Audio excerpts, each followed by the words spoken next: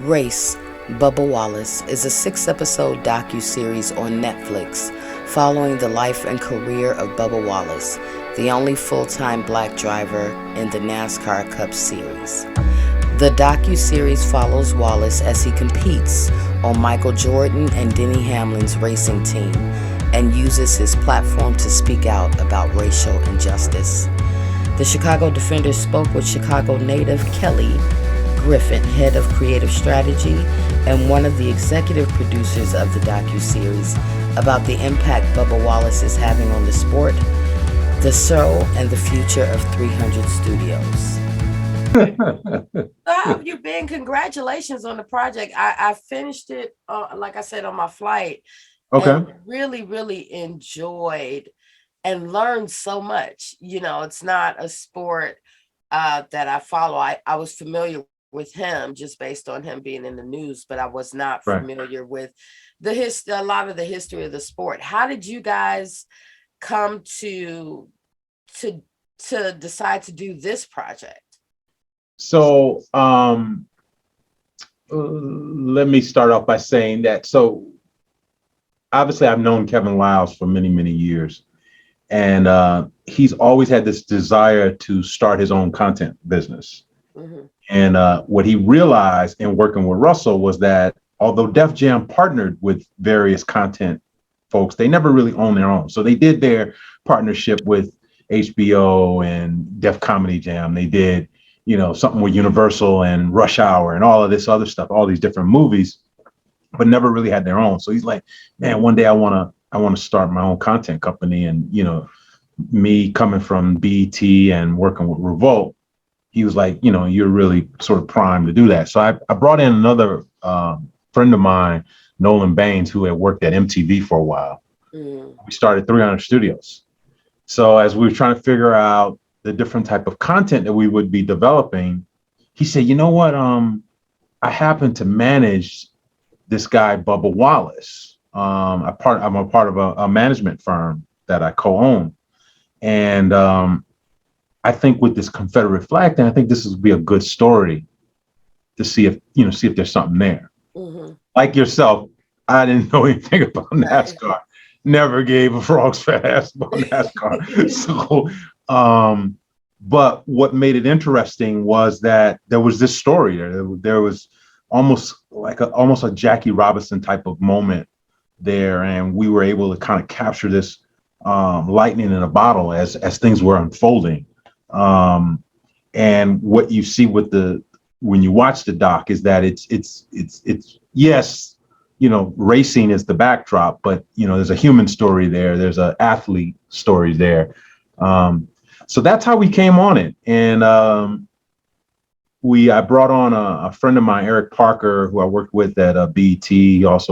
He was over at Vibe for a while, and I think he was an editor of Source for a while. But he had sort of transitioned himself into doing more docs and stuff. So he did the Nas's Illmatic doc. He did LA is Burning. It's like 25 years of the LA riots. Yeah. A bunch of cool docs that he did. And I was like, I think there's a story here, man. Like, can you help me sort of shape this? Mm-hmm. And he came on and he was like, yeah, I can help you do it. We'll have to figure out a director. And as we started to shape the story, he was like, man, I could actually shoot this. I could actually direct this. And we pitched it to Netflix, which Kevin had an existing relationship with the CEO and was really just about really just sort of just taught, just kind of like pitching projects that we were working on.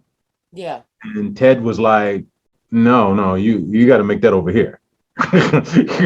And that's kind of how it came about. Well, what I found so interesting, Bubba kind of reminds me of my son in that I think there's a point in the doc where he says, I didn't watch the news. I just raced, and that's what I did because I need to focus on that. And he kind of acknowledges there was some selfishness there.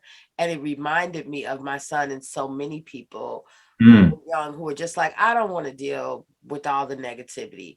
But Right. at that particular moment, there is this kind of reckoning, like, I can't turn a blind eye to this at all. And it's almost like he's coming into understanding that he has influence, but kind of, easing into, but then once he's in it, he goes kind of full on as far as making a statement with very subtle gestures, Yeah. such as wearing a Black Lives Matter shirt, which sounds small, but in the NASCAR world, um, could be career ending. Yeah. Can you speak to, as you guys are developing this story, watching him kind of navigate this new role is almost like, as a person of influence that has something to say, and how he dealt with the positive reaction along with the backlash. Yeah, so I think that was also, so what you exactly said is kind of the interesting part about it. Is like you almost think about kind of when you're called to do something, your destiny. If God says, you know what, I'm gonna have Danielle be a writer, and you're like, nah, I'm on a break dance. That's what I want to do. And Yeah. and something, because it was put inside you years ago, draws you to that. Mm-hmm. I think that's exactly what happened with him, where in which he didn't want to be involved. Hey, I just want to focus on racing. I want to make sure that I'm a great athlete. Yet there's this gnawing thing that was sort of inside of him that just drew him to, like, no, I got to say something. And like I said, I think it's just sort of destiny almost, like he was cut out and born for this moment. But you saw him reluctantly becoming this social justice person, and knowing that, it would take a big risk for him. Mm-hmm. And the funny thing is, because he grew up in that world, all of his friends were white, and they didn't experience the same type of, sort of discrimination and racism that he did, just as being a Black man in the South. Yeah. So it was an eye opening for a lot of his buddies that he grew up with, since grade school. Like, really? Yeah. Like, they pull you over, bro? Like, he's like, yeah, man, like, that's just comes with the terror. Like, so it was a awakening for his friends as well. Yeah.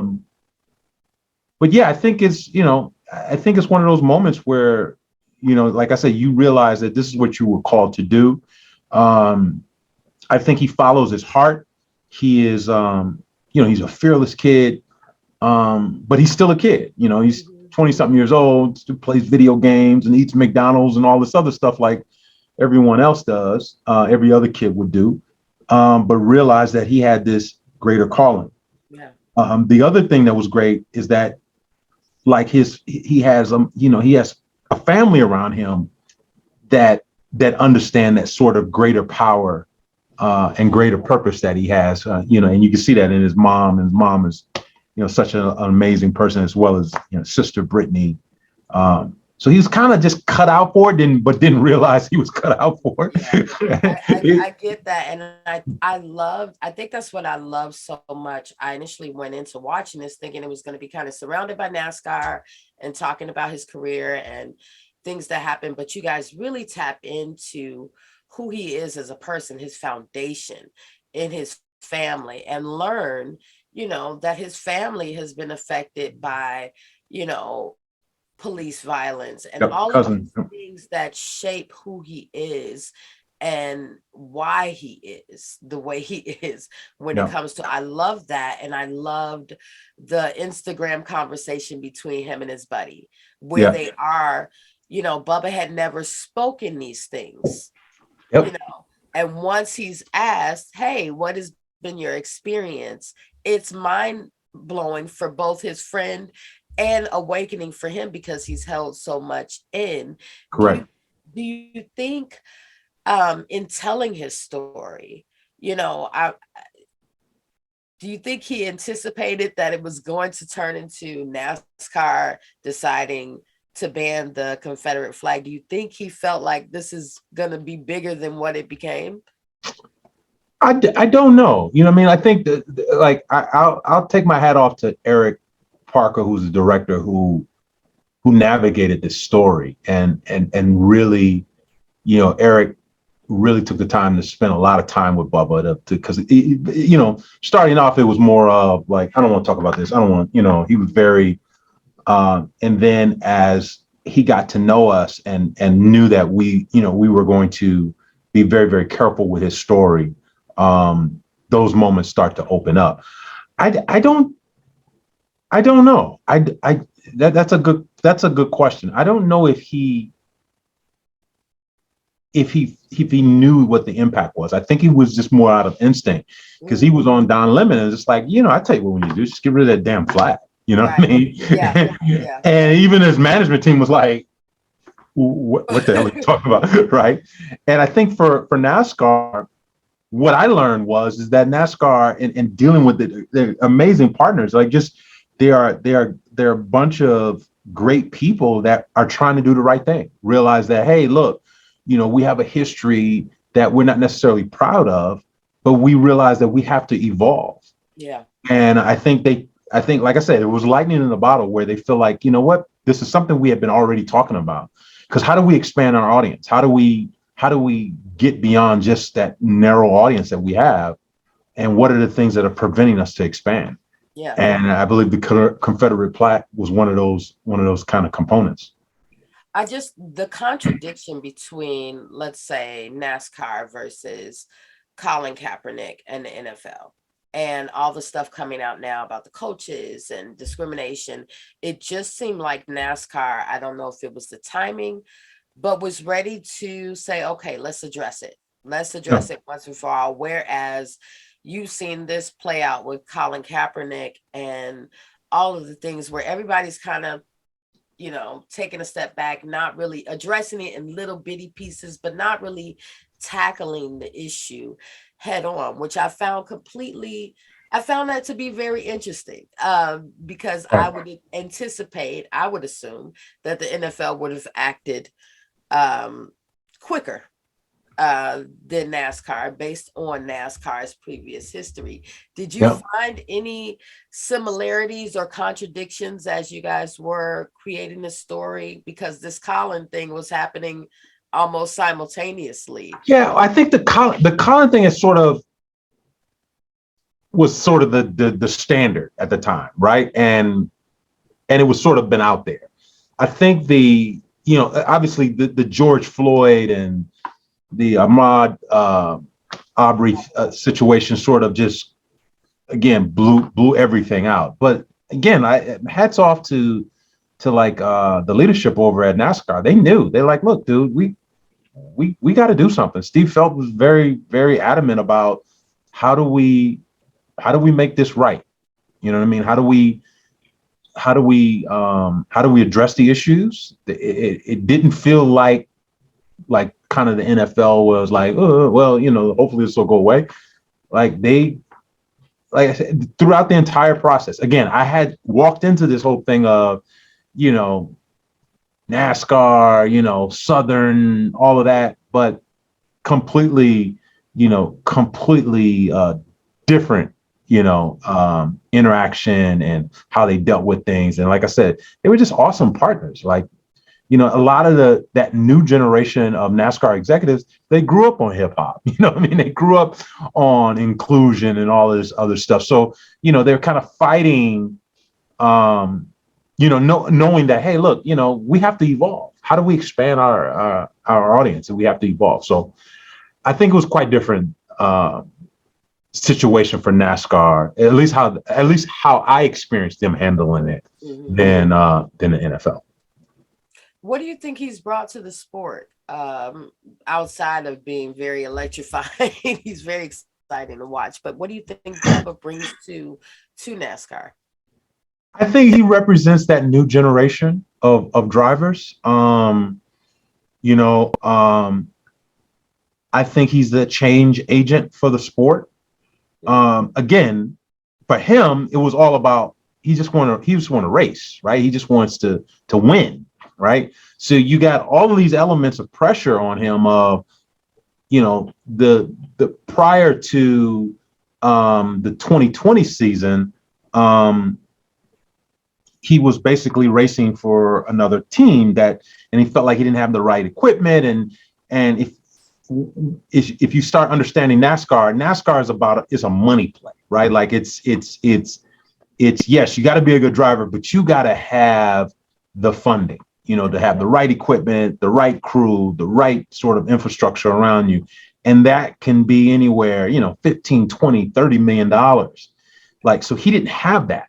Right. So now he gets thrust and like, all right, Bubba, if that's what it's going to take for you to win, we're going to give it to you. And we're going to give it to you with Denny Hamlin, one of the most winningest drivers out there, and NBA legend Michael Jordan.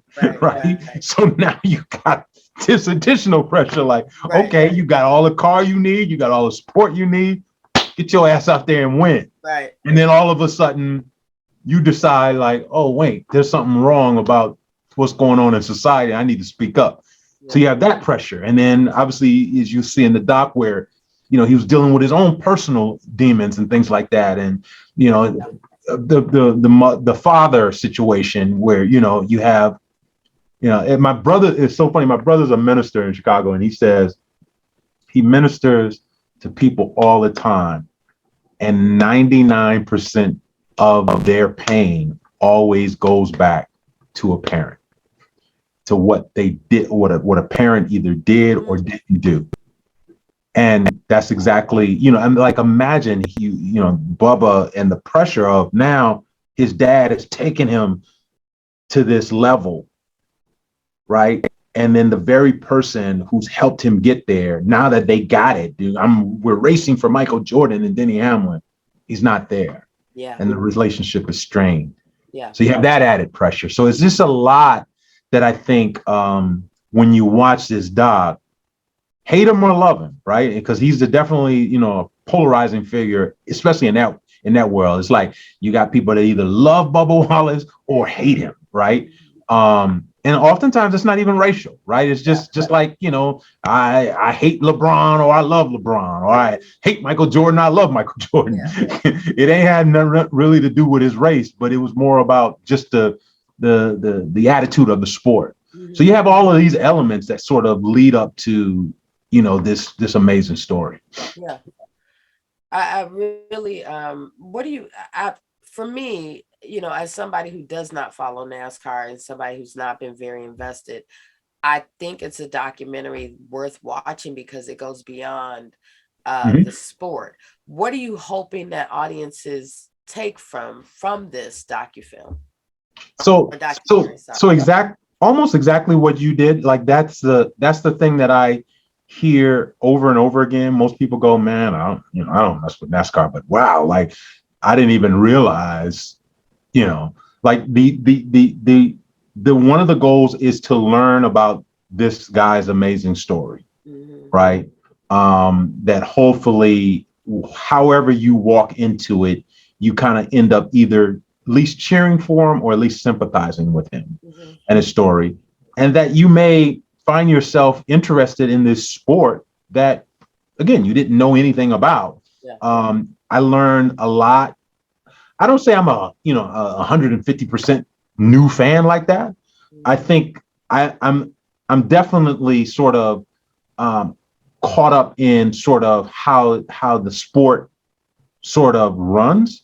Yeah. And I see a lot of people of color behind the scenes, especially on the pit. Yeah. And when you go to these actual races, you see a lot of Black people who are really integral in the whole movement of NASCAR that you would not even know. There were so many Black pit crew members, and I didn't understand really the technicality that goes into prepping for a race, from the tires and the engine, and how everybody is really kind of looking at the make and model and all other stuff with the vehicles. It was kind of going over my head, but it was so technical, and I had no clue. Yeah, and the athletic ability. So a lot of these pit guys are ex-football players that, I mean, you've got seconds to change tires and fix the car and get him back on the track. And like they have, as you saw in there, they have a huge diversity program that brings a lot of these ex-football players and athletes into the sport, and they make good money. Like people don't realize these guys are making, a couple $100,000 a year. Yeah. Like they're making really good, a good living at doing something. Like I said, that at least I had no idea. Neither did I. Neither did I. Can you talk to me about what's next for 300 Group? What are you guys planning? And as far as there's a lot of stuff that we have in development from the whole attitude of Kevin Lyles and the team is being able to kind of tell these unusual stories. Obviously, music is our DNA, so we'll be telling a lot of music-based stories, stories that talk about like the origins of music, like Chicago house and Atlanta trap music and stuff like that.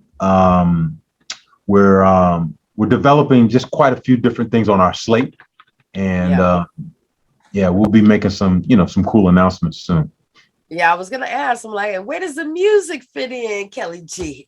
A lot of music, and that was the other thing that you will notice that as not only executive producer but as a music supervisor on this, we wanted to tell this story through the eyes of somebody who didn't watch NASCAR and would be sort of drawn in through that. So even working to the music you hear behind the actual trailer, Pushin' P from Gunna's album, we would use other Young Thug records, and you'd hear all of this kind of just new sort of non-traditional NASCAR music. We really made a concerted effort to make sure that the music told the youth the sort of diversity, the sort of new culture of what NASCAR was all about. Right. NASCAR now.